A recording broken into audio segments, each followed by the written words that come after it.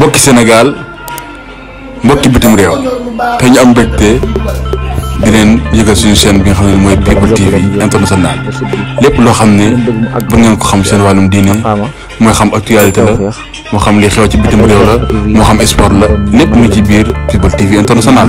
gaaw leen dem ngeen abonné bés cloche bi abonnez-vous.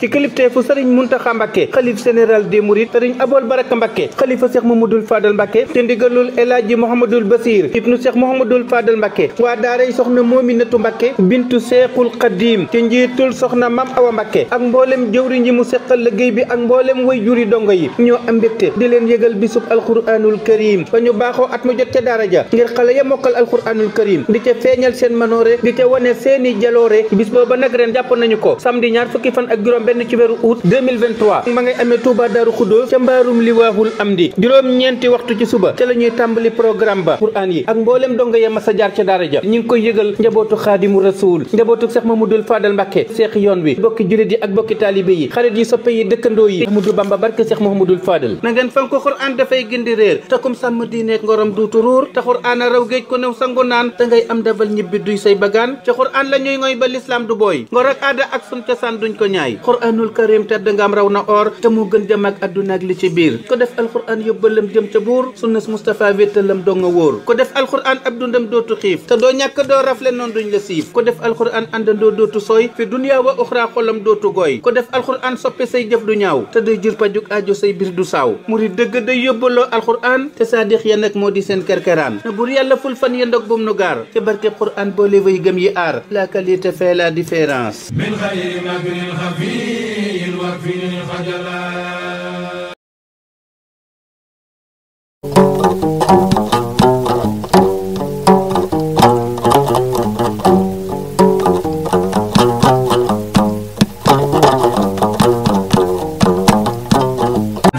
mbokki Sénégal mbokki bitim réew te ñu am mbégte di leen yëgal suñu chaîne bi nga xam ne mooy People TV international lépp loo xam ne bu ngeen ko xam seen wàllum diine